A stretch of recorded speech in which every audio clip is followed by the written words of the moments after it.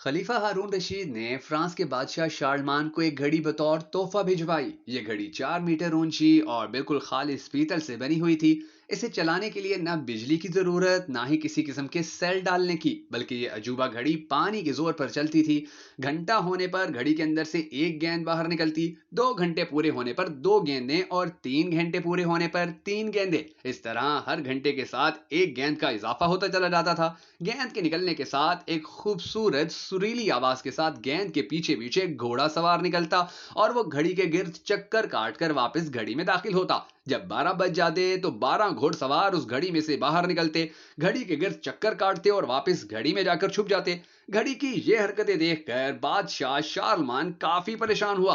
उसने अपने जमाने के सबसे मशहूर पादरियों और नजूमियों को अपने शाही महल में बुलवाया। उन सब पादरियों ने घड़ी का ये करिश्मा देखकर कहा कि इस घड़ी के अंदर जरूर कोई ना कोई शैतान छुपा बैठा है। इसके बाद वो सब रात के वक्त घड़ी के पास आए कि इस वक्त घड़ी के अंदर मौजूद शैतान सो रहा होगा। चनाचा उन्होंने घड़ी खोली तो उसमें मखसूस आलात के सिवा कुछ भी नहीं था, लेकिन खुल जाने की वजह से अब घड़ी खराब हो चुकी थी। पूरे फ्रांस में घड़ी को ठीक करने के लिए कोई कारीगर मौजूद भी नहीं था।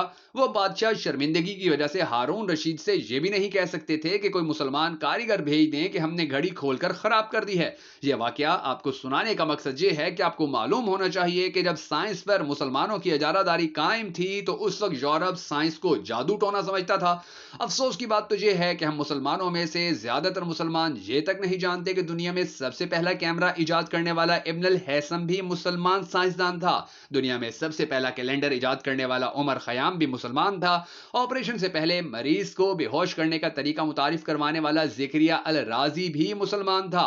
दुनिया में अलजबरा इजाद और मुतारिफ करवाने वाला मूसा अल खवाजरमी भी मुस्लिम था। सन 1957 में शैम्पू इजाद करने वाला मुहम्मद भी मुसलमान साइंसदान था। जमीन पर आने वाले जल्जलों की सबसे पहले साइंसी वजूहात बयान करने वाला इब्ने सीना भी एक मुसलमान साइंसदान ही था। कपड़ा और चमड़ा रंग करने और गिलास बनाने के लिए मैग्नीज डाइऑक्साइड का इस्तेमाल मुतारिफ करवाने वाला कोई और नहीं बल्कि मुसलमान साइंसदान इब्ने सीना था। धातों की सफाई और स्टील बनाने का तरीका मुतारिफ करवाने वाला भी इब्ने सीना ही था। मसनूई दांत लगाने का तरीका मुतारिफ करवाने वाला अबू अल कासिम अल जहरवी भी मुसलमान साइंसदान था।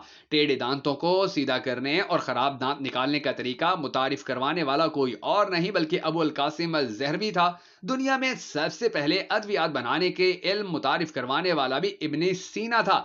दुनिया में कशिश शकल की दुरुस्त पैमाइश का तरीका मुतारिफ करवाने वाला उमर खयाम था। आंख, नाक, कान और पित्ते का ऑपरेशन से इलाज मुतारिफ करवाने वाला भी अबुल कासिम अल जहरवी था। दुनिया में सर्जरी के लिए इस्तेमाल होने वाले 3 अहम तरीन आलात मुतारिफ करवाने वाला भी अबुल कासिम अल जहरवी था। दुनियावी इल्मों में इल्म अदात और जदीद रियाजी की बुनियाद रखने वाला याकूब अल किंदी भी मुसलमान था। मरीजों को दी जाने वाली अद्वियात की दुरुस्त मिकदार का तयन करने वाला भी याकूब अल किंदी था। ये वो चंद कारनामे हैं कि जो मुसलमान साइंसदानों ने सर अंजाम दिए थे, मगर हमारी आज की नस्ल इन कारनामों और साइंसदानों से मुकम्मल तौर पर ना आशना है। अगर आप भी हम सबके साथ मिलकर अपने इस्लाफ के इन कारनामों को आने वाली नस्लों तक पहुंचाना चाहें तो भक्कड़ नेटवर्क वीडियोस की इस वीडियो को लाइक और शेयर जरूर कर दीजिएगा।